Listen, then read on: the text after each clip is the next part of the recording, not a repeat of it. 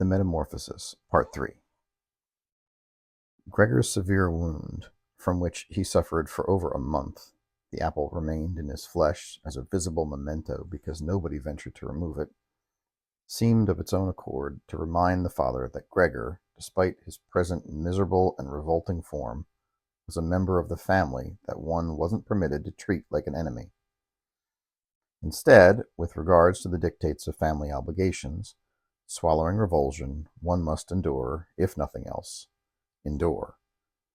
And now, if Gregor, because of his wound, had probably forever lost his mobility and, like an old invalid, currently needed many, many minutes to cross the room, crawling up in the air was unthinkable, he received what, in his opinion, was entirely sufficient compensation for his worsening of his condition.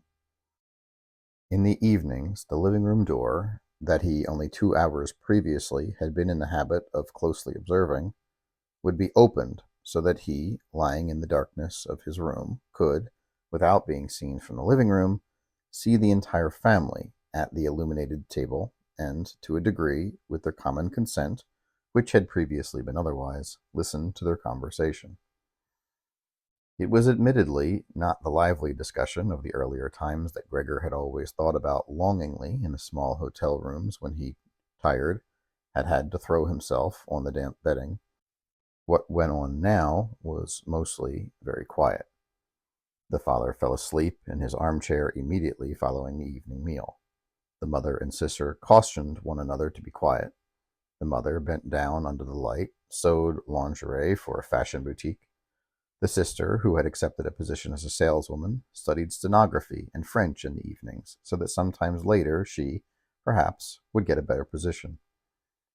Sometimes the father woke up and, as if he were unaware that he had slept, said to the mother, "My, you've already been sewing for such a long time." Then he immediately fell asleep again, and, fatigued, the mother and sister smiled with fatigue at one another. The father refused with a sort of obstinacy to take off his servant's uniform, even at home, and, while the sleeping gown hung uselessly on a coat hook, he slumbered fully clothed in his place, as if he were always to serve, and even here awaited the voice of his superior. Consequently, the uniform, which even at first had not been new, lost all semblance of cleanliness, despite the care of the mother and sister, and Gregor, often all evening long, would look upon the clothing, covered in stains and with gold buttons that were always polished, in which the father would quite uncomfortably and yet peacefully sleep. As soon as the clock struck 10, the mother tried to wake the father with quiet words and convince him to go to bed, as this was no proper place for a sleep that the father, who had to report to work at 6 o'clock, especially needed. But in the obstinacy that had seized him since he became a servant, he insisted on remaining a while longer at the table, even though he regularly fell asleep, and only with the greatest effort could he be moved to exchange the chair for the bed. Regardless of how many times the mother and sister would besiege him with coaxing, he would slowly shake his head for a quarter-hour with his eyes closed and did not stand up. The mother would tug his sleeves, speak flattering words in his ear. The sister would abandon her task to help her, but it didn't cut any ice with the father. He sank even deeper into his armchair. Only when the two women grabbed him by the underarms would he open his eyes, look alternately at the mother and sister, and usually say, "Live and let live. This is the peace of my old age." And supported by both women, he would laboriously raise himself as if it were an immense burden, allow himself to be led to the door by the women, wave them aside there, and continue on from there, while the mother quickly threw down her sewing kit and the sister her quill pen, so that they could run after the father and continue to be helpful to him. Who in this overworked and fatigued family had time to look after Gregor any more than was absolutely necessary? The household shrank ever smaller. The maid was now dismissed, and a big bony servant with white hair flying about her head came in the mornings and evenings to do the hardest work. The mother took care of everything else, in addition to her copious sewing work. It even happened that various pieces of family jewelry, which the mother and sister had joyously worn when they entertained company, or on festive occasions, were sold, as Gregor found out during the general discussion in the evenings about the price they had fetched. However, the biggest complaint was always that they could not leave this apartment, which was too large for their current income, because relocating Gregor was inconceivable. But Gregor fully understood that it was not only consideration for him that forestalled the move, because one could easily transport him in a suitable box with a few air holes, but it was much more the complete hopelessness and the thought that they had experienced a stroke of bad luck unlike any known in their entire circle of family and friends. They now satisfied in the extreme the world's expectations of poor people. The father fetched breakfast for minor bank clerks. The mother sacrificed herself for the underwear of strangers. The sister ran to and fro behind the counter according to the customer's orders. But the family's efforts were insufficient, and the wound in Gregor's back began to hurt anew when mother and sister, after they had brought the father to bed, then returned, disregarded their work, came together, and sat cheek to cheek as the mother pointed towards Gregor's room and said, "Shut the door, Greta." And when Gregor was once more in the darkness, the women, mingling their tears or tearless, stared at the table. Gregor spent the nights and days with hardly any sleep. Sometimes he considered that, the next time the door was opened, he would take up the family's concerns as he once had. In his thoughts once more appeared, after a long time, the boss and the attorney, the superintendents and the apprentices, the block-headed janitor, 2 or 3 friends from other businesses, a cleaning maid at a hotel in the provinces, a fleeting and favorite memory about a saleswoman in a hat shop whom he earnestly and far too slowly had courted. They all appeared intermingled with strangers or people already forgotten. But instead of helping him and his family, they were entirely unapproachable, and he was happy when they disappeared. But then he was hardly in the mood to care for his family, filled as he was with blind rage over their negligent care of him. And even though he could not imagine what he had an appetite for, he still made plans about how he could gain entry to the pantry so that he could take, even though he wasn't hungry, what was his due. Without giving any more thought to how they could especially please Gregor, the sister hurriedly shoved any old food she wanted into the room with her foot before she ran in the mornings and middays to the shop, and in the evening, indifferent as to whether the food had perhaps been only tried or, as most often happened, completely untouched, with a swing of the broom she swept it out. Cleaning out the room, which she now always did in the evening, could hardly be done quicker. Dirt streaks stretched along the walls. Here and there lay balls of dust and filth. At first, Gregor positioned himself in a corner of the room, characteristically dirty, so as to make, as it were, an accusation. But he could have stayed there all week long, with no change in the sister's behavior. She saw the filth just as he did, but she had decided to let it alone. In this manner, she, with a new sensitivity that had actually gripped the entire family, vigilantly ensured that the cleaning of Gregor's room remained set aside for her. One time, the mother had endeavored to clean Gregor's room completely, a task that she, only after using a few buckets of water, had accomplished. The pervasive dampness had, however, sickened Gregor, and he lay flat, embittered, and immobile on the couch.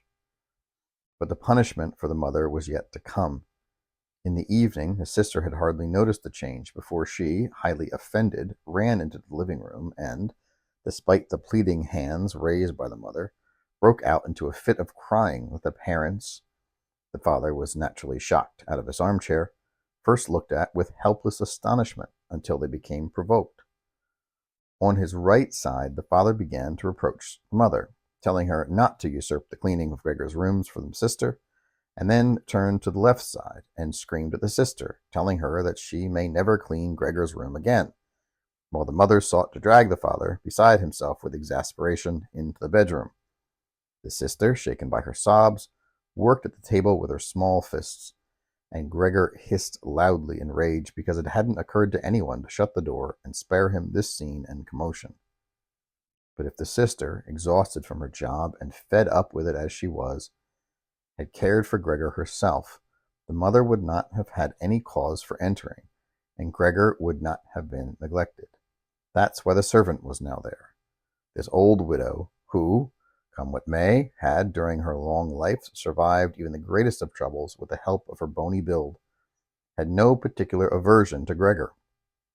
Without being curious, if this were possible, she chanced to open the door of Gregor's room one time and caught a glimpse of Gregor, who, entirely surprised, and despite nobody chasing him, had begun to run to and fro. She, her hands falling into her lap, remained standing there in astonishment. Since then, she never failed to open the door a crack in the mornings and evenings and quickly look in on Gregor. In the beginning, she also called out to him with words that she probably thought were friendly, like, "Come over here, you old dung beetle," or "Looky here at the old dung beetle." Upon being spoken to in such a manner, Gregor did not answer, but instead remained stationary in his place, as if the door hadn't been opened at all. If they had only, instead of letting his servant squander his time by bothering him whenever she was in the mood, commanded her to clean his room every day. Once, in the early morning, a driving rain, perhaps already a sign of the coming spring, pummeled the window panes as the servant began once more to use her particular form of conversation. Gregor was so bitter that he, as if preparing for an attack, and yet slowly and feebly, turned himself toward her. The servant, however, instead of fearing him, simply lifted high a stool found near the door and stood there with a wide-open mouth. Her intention was clear: to shut her mouth only when the chair in her hand had been slammed down on Gregor's back. "So this won't go any further?" she asked as Gregor turned himself about again, and she calmly put the chair back in the corner. Gregor now ate almost nothing. Only when he happened to pass by the prepared food, he, as a game, take a bite in his mouth, hold it there for hours, and then spit most of it out again. At first he thought that it was dejection over the state of his room that prevented him from eating, but he became reconciled to the room's changes very quickly. They had become accustomed to putting things in his room that they couldn't put elsewhere, and there were now many such things, because they had rented out a room of the apartment to 3 tenants. These stern gentlemen, all 3 had full beards, as Gregor had once been able to ascertain by looking when the door was opened a crack, were meticulously tidy, not only in their own room, but also, now that they had lodged here, in the entire household, especially in the kitchen. They didn't tolerate things that were useless or just dirty. In addition, they had, for the most part, brought their own furniture with them. For this reason, there were many things that had become superfluous. They really weren't sellable, and yet the family also wouldn't throw them out. All these things found their way into Gregor's room. There was even the box of ashes from the oven and the trash can from the kitchen. Whatever was useless at present, the servant, who was always in a great hurry, simply hurled into Gregor's room. Fortunately, Gregor, for the most part, saw only the item and the hand that held it. Perhaps the servant had the intention either to take out the items when she had the time and opportunity, or to throw everything out at once. But in actuality, the items remained there where they had first been thrown, except when Gregor wriggled through the junk pile and moved it, at first compelled to do so because there was no longer any free space to crawl, but later with growing pleasure, even though, after such romping about, he was tired to the point of death and miserable as he sat for hours without moving. Because the tenants also took their evening meal in the common room, the door to the room remained closed some evenings. Gregor quite easily refrained from opening the door, and often didn't take advantage of it when the door was opened some evenings, instead laying down in a dark corner of the room without the family noticing. One time, however, the servant had left the door to the living room open a little, and it remained open this far even when the tenants entered in the evening and turned the lights on. They sat down at the head of the table, where in former times the father, the mother, and Gregor had eaten, unfolded their napkins, and took knives and forks into their hands. The mother immediately appeared in the door with a dish of meat, and, directly behind her, the sister with a dish stacked high with potatoes. Heavy steam rose from the food. The tenants bent down over the dishes set before them as if they wanted to examine it before eating. and the one sitting in the middle actually cut a piece of meat on the plate. The other two appearing to be regarded as authorities on the matter, obviously to determine whether it was tender enough or whether something should be sent back to the kitchen. He was satisfied, and mother and sister, who had looked on in suspense, heaved a sigh of relief and smiled. The family itself ate in the kitchen. Despite this, the father, prior to going into the kitchen, came into the room and, hat in hand, made a circuit around the table. The tenants all rose and muttered something in their beards. Then, when they were alone, they ate in almost complete silence. It seemed strange to Gregor that, of all the myriad sounds of eating, it was always the noise of their chewing teeth that Gregor detected, as if by this it should be signified to him that one needed teeth to eat, and that even the finest toothless jaw was insufficient for the task. "I really have an appetite," said Gregor, as he worried, "but not for these things. How these tenants nourish themselves while I pass away." On this selfsame evening, the violin, Gregor didn't recall having heard it during this whole time, sounded from the kitchen. The tenants had already finished their evening meal. The middle one had produced a newspaper and set it before him. The two others had each received one page, and they now read while they leaned back and smoked. As the violin began to play, they were attentive. They rose and went on tiptoe to the hall door, where they remained standing up against one another. The family must have been able to hear the tenants from the kitchen, because the father called, "Is the playing perhaps unpleasant for the gentleman? It will be called off at once." "On the contrary," said the gentleman in the middle, "wouldn't the young lady like to come in here to us and play in here, where it is much more comfortable and cozy?" "As you please," cried the father, as if he were the violinist. The gentleman stepped back into the room and waited.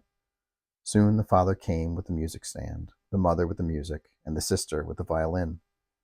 The sister calmly prepared everything so that she could perform. The parents, who had never before rented a room out, and as a result were excessively polite toward the tenants, did not dare in any way to sit in their own chairs. The father leaned on the door, with his right hand between two buttons on the pleats of his livery, but the mother accepted a chair offered by one of the gentlemen, and sat where the gentleman had happened to place the stool, that is, off in a remote corner. The sister began to play. The mother and father, each from their side, followed the movements of her hands with their eyes. Gregor, drawn by the playing, had risked coming forward a little bit more. His head was already in the living room. He hardly wondered at the fact that he had recently had so little consideration for the others. Earlier, he had been quite proud of his solicitude. He would have had much more reason right now to hide himself, as the dust that lay over the whole of his room, and which flew about at the slightest movement, now covered him completely as well. He dragged threads, hair, and food scraps with him on his back and sides. He was far too indifferent about everything to lay on his back and rub himself on the carpet, as he used to do multiple times a day. In spite of these circumstances, he had no inhibitions about moving forward a little over by the immaculate floor of the living room. At any rate, nobody paid any attention to him. The family was completely engrossed by the violin playing. The tenants, on the other hand, who had placed themselves behind the music stand, far too close behind the sister, so that they could see all of the musical notes, must have disturbed the sister, and soon drew near the window, bowing their heads and speaking in low voices with one another, where they remained as the father anxiously observed them. It quite clearly appeared as if they were disappointed in their assumption that they were going to hear a beautiful and entertaining violin performance, had had quite enough of the entire presentation, and now allowed themselves to be disturbed only out of politeness. The way that they all blew the smoke of their cigars up in the air, out of their noses and mouths especially, brought one to the conclusion that they were rather annoyed. All the same, his sister was playing so beautifully. Her face was turned to the side, and her gaze, scrutinizing and full of sadness, followed the lines of notes. Gregor crawled a little bit further forwards and held his head close to the floor in order to meet her gaze, if possible. Was he an animal that the music would so move him? It was as if the way to the unknown nourishment that he longed for was shown to him. He was determined to get as far as the sister, to tug at her skirts, and thereby to express that he would like her to come into his room with her violin, as nobody here thought that her playing was worth their time, although he thought it was worthwhile. He did not want to let her out of his room, at least not as long as he lived. His terrifying form should, for the first time, be useful, as he would hiss back at the attackers from all doors of his room at once. And yet the sister shouldn't be forced to stay with him, but instead remain of her own free will. She should sit near him on the couch, bend her ear down to him, and he would then confide to her that he had every intention of sending her to the conservatory, and that, if this unfortunate event had not happened in the interim, he would have told her all this at last Christmas. Christmas had already gone by? Without listening to any contrary arguments. After this clarification, the sister would erupt in a fit of emotional tears, and Gregor would lift himself up to her shoulders and kiss her throat, which she had left uncovered without a band or collar since she started going to work. "Mr. Samsa!" cried the tenant in the middle to the father as he pointed, without speaking another word, with his index finger at Gregor, who was moving himself slowly forward. The violin fell silent as the tenant in the middle smiled at his friends and, shaking his head once, looked at Gregor again. The father appeared to consider it more important to calm the tenants than to drive away Gregor, despite the fact that the tenants were hardly upset, and that Gregor entertained them more than the violin performance. He hurried to them and sought with open arms to force them back into their room, while at the same time trying to obstruct their view of Gregor with his body. They were actually a little angry at this point, although one no longer knew whether it was due to the father's conduct or whether it was the fact that they just now realized that they possessed a neighbor such as Gregor in the next room. They requested explanations from the father, raised their hands, pulled at their beards in restlessness, and retreated to their rooms only slowly. Meanwhile, the sister, initially feeling quite lost after the sudden disruption and disintegration of the performance, letting her hands hang motionless with the violin and bow while she had looked at the music as if she were still playing, had overcome her confusion and had laid the instrument on the lap of the mother, who had sat down on her chair because she was short of breath. The sister then ran into the neighboring room, which the tenants were quickly approaching because of the father's pressure. One could see how, under the sister's proficient hands, the sheets and pillows from the bed flew into the air and arranged themselves. Before the gentleman had even reached the room, she was finished with the bed covers and had slipped out. The father appeared once again to have been seized by his stubbornness, as he forgot every courtesy that he owed his tenants. He pushed forward and pushed again until the middle gentleman, already in the door, stamped his foot with a crash and thereby brought the father to a halt. "I hereby declare," said the tenant, raising his hand and searching out the mother and sister as well with his gaze, "that upon consideration of this revolting conditions," at this he spat resolutely on the floor, "that prevail among this family and in this apartment, I am giving notice of the immediate termination of my occupancy. I will, of course, pay not even the least amount for the days I have lived here. On the contrary, I will contemplate whether or not I will file against you some sort of plea, which, believe me, will be substantiated very easily." He then became silent and looked directly in front of him, as if he expected something. Actually, his two friends chimed in with the words, "We also immediately give our notice." Upon that, the middle one grabbed the door handle and slammed the door shut. The father fumbled about with his hands, staggered to his chair, and fell into it. He looked as if he were stretching out for his usual evening nap, but the way his head deeply nodded, as if totally slack, indicated that he could hardly be sleeping. Gregor had been lying still at the same spot where the tenants had caught him. He was too weak to move because of his disappointment over the fact that his plans had gone awry. He was also weak, possibly as a result of his extreme hunger. He feared in the next few moments that it was positively certain that everything would flare up and collapse upon him. And he waited.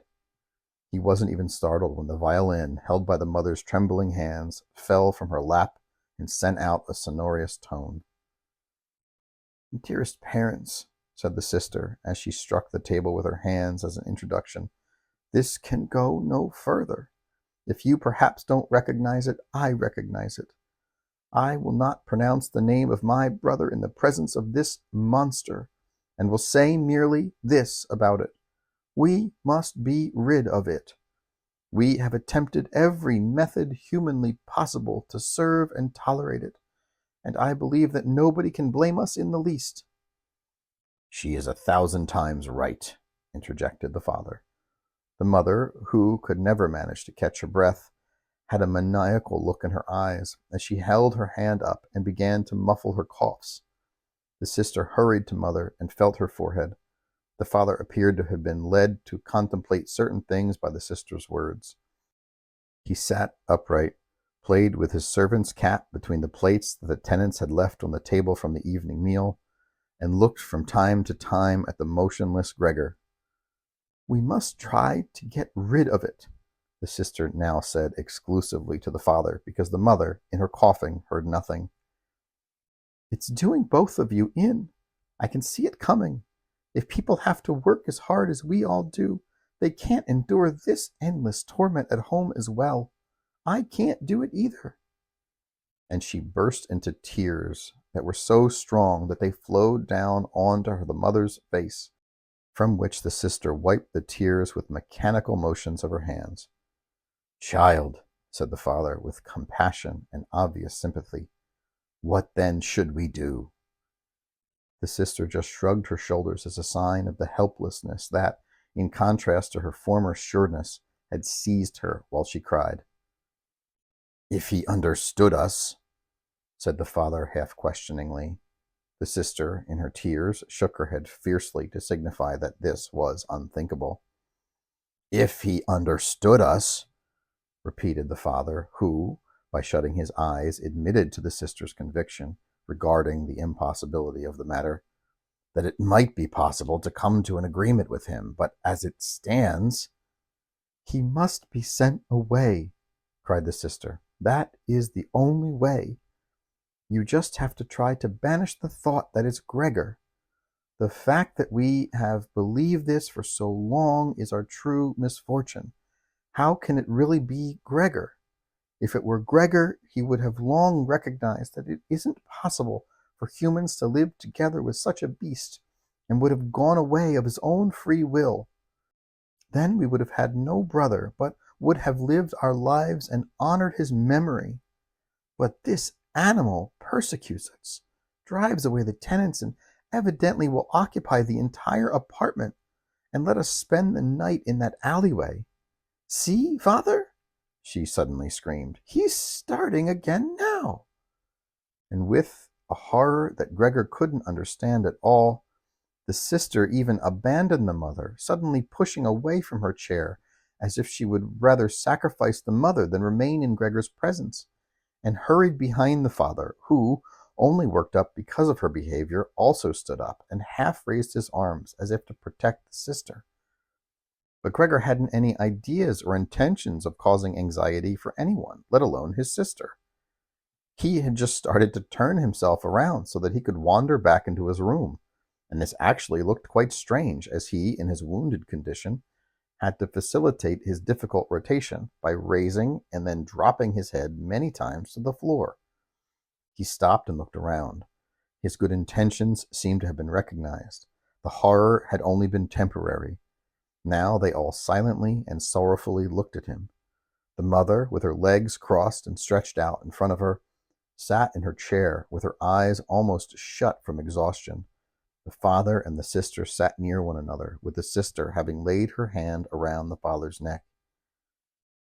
"Now, maybe I'll be allowed to turn myself around," thought Gregor, as he began to work once more. He couldn't suppress his wheezing at the effort and had to rest now and then. In addition, nobody was urging him onwards. It was all left up to him. When he had finished turning around, he immediately began to traipse directly back.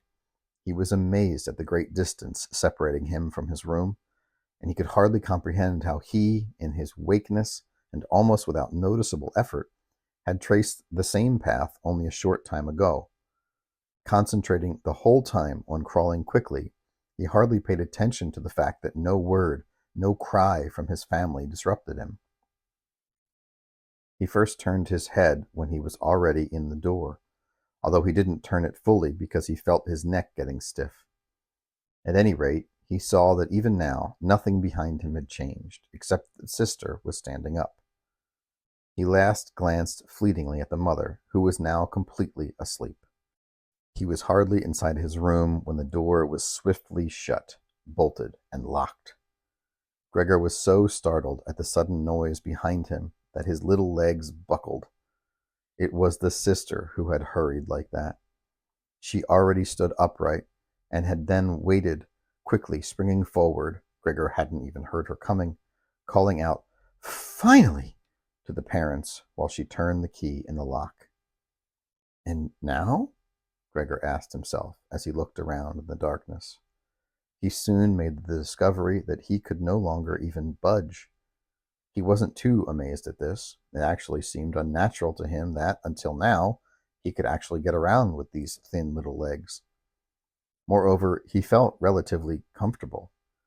It was true that his whole body hurt, but it seemed to him as if the pains gradually grew slighter and slighter, and that they would eventually go away completely. He now hardly felt the rotten apple in his back, and the inflammation around it, which was now covered in soft dust. He remembered his family with affection and love. His opinion of it all, which was that he had to disappear, was even more resolute than his sister's, if such a thing were possible. He stayed in this state of vapid and peaceful contemplation until the clock tower struck the 3rd hour of the morning. He lived to see the beginning of the general illumination outside the window. Then, apart from his will, his head sank down completely, and his last breath steamed weakly out of his nostrils. In the early morning, the servant came. With sheer strength and speed, she slammed shut all the doors in just the way that they had previously requested she avoid. And so her coming made quiet sleep in the apartment no longer possible. And at her customary short visit with Gregor, she initially found nothing exceptional. She thought he was lying there intentionally motionless, trying to play the insulted victim. She believed him capable of all sorts of intrigues. Since she happened to have the long broom in hand, she tried to tickle Gregor with it from the doorway. When this also failed to produce results, she was annoyed and poked Gregor gently. And only when she had shoved him from his place without any opposition did it draw her attention. When she soon recognized what had actually happened, her eyes grew large, and she let out a low whistle, and, not waiting long, she tore open the door of the bedroom and called out in a loud voice into the darkness, "Everybody, check it out! It croaked! There it lies! It's a stiff!" The married Samsa couple sat upright in their marriage bed and had to force themselves to overcome their fright of the servant before they understood the announcement. Then, however, Mr. and Mrs. Samsa rapidly climbed out of bed, both on their own side. Mr. Samsa threw the bed covers over his shoulders. Mrs. Samsa came out only in her gown, and so they entered Gregor's room. In the meantime, the door of the living room, where Greta had slept since the tenants had departed, was also opened. Greta was fully clothed, as if she hadn't slept at all, a fact to which her pale face also seemed to attest. "Dead?" said Mrs. Samsa, and she cast a questioning look at the servant, in spite of the fact that she could still examine everything herself, and could understand what had happened even without examination. "That's what I think," said the servant, who, to prove it, shoved Gregor's body a fair distance to the side. Mrs. Samsa moved forward as if she wanted to stop the broom, but she didn't. "At last," said Mr. Samsa. "Now we can thank God." He crossed himself, and the 3 women followed suit. Greta, who hadn't taken her eyes off the corpse, said, "Just look at how emaciated he was. He hadn't eaten in such a long time. The food came out of here exactly as it came in." Gregor's corpse was actually extremely flat and dry, and one really began to notice it only now because he wasn't raised on those little legs, and no other distractions existed. "Come in here with us for a little while, Greta," said Mrs. Samsa with a melancholy smile, and Greta went behind the parents into the bedroom, although not without looking back at the corpse. The servant shut the door and opened wide the window. Even though it was early morning, the air was fresh and mildly warm. It was already the end of March. The three tenants stepped out of their room and looked in surprise for their breakfast. They had been forgotten. "Where is the breakfast?" the middle gentleman asked of the servant suddenly. She, however, put her finger to her lips and quickly and silently waved to the gentlemen that they should come in Gregor's room. They also came and stood, with their hands in the pockets of their somewhat worn little jackets, around Gregor's corpse in the room that had already become bright. Then the door of the bedroom opened, and Mr. Samsa appeared in his livery. On one arm was his wife, and on the other his daughter. They were all a little tear-stained. Greta hid her face from time to time on the father's arm. "Get out of my apartment immediately," said Mr. Samsa, as he pointed at the door without letting go of the women. "How exactly do you mean that?" said the middle gentleman, somewhat shaken and smiling sweetly.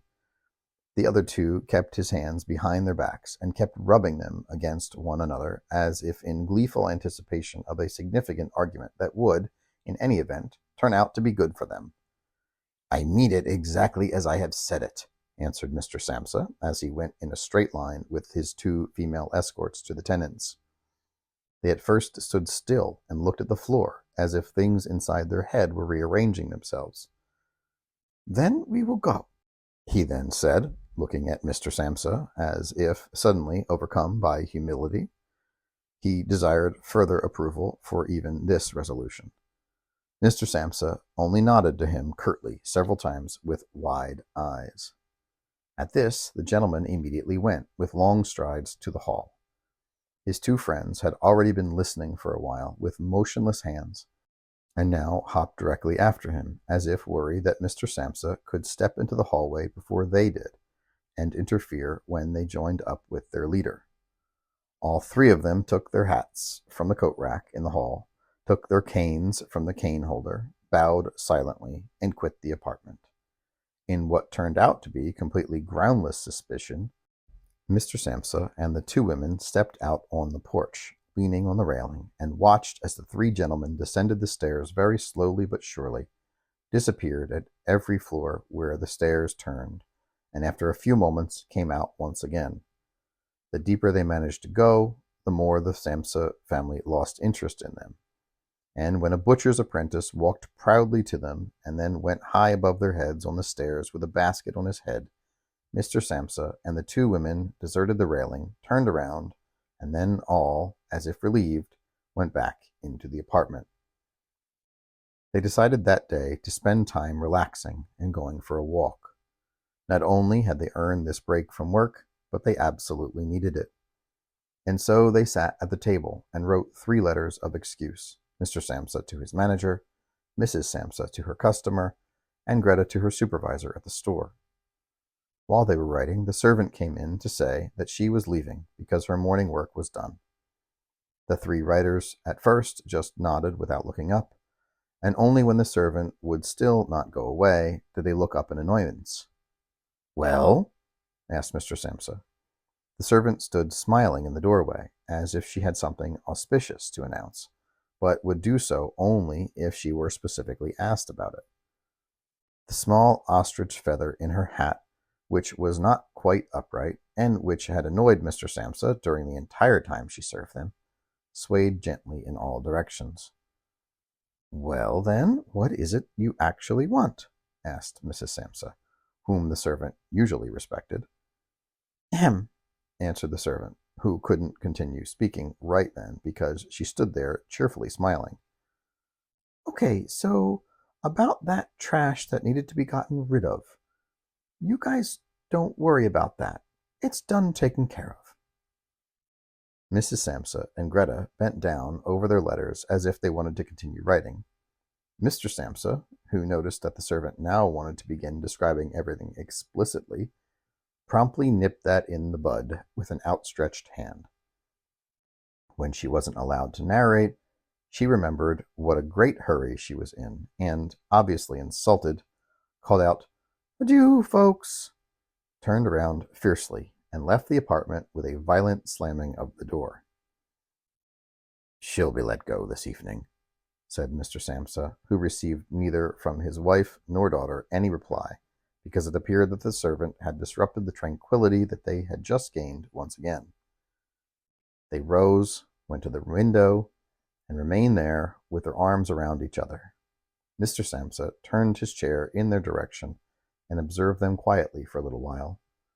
Then he called, "Come now, let's finally put aside the old things. And let's also have a little consideration for me." The women obeyed him immediately, hastened to him, caressed him, and quickly concluded their letters. Then all three of them left the apartment together, something that they had not done in months, and took the tram into the open air of the city. Warm sunshine permeated the car in which they all sat. They discussed with one another their prospects for the future as they leaned back comfortably in their seats, and found upon closer examination that they were by no means bad, as the employment of all three of them, which they had not previously asked each other about at all, was favorable, and, especially in the future, looked very promising. The most notable immediate improvement of their situation would arise from the change of apartments. They now wanted to take one that was smaller, cheaper, in a better location, and, most importantly, was more practical than their current one that had been chosen by Gregor. As they talked pleasantly about these things, it occurred to Mr. and Mrs. Samsa, almost at the same time, that their daughter, despite all the recent difficulties that had made her cheeks pale, was growing livelier all the time, and had blossomed to become a beautiful and voluptuous young woman. Growing quieter, they almost unconsciously communicated with each other through their glances, thinking that it was soon going to be time to look for a worthy man for her. And it was like a confirmation of their new dreams and good intentions when, as they reached their destination of their trip, the daughter rose up first and stretched her young body.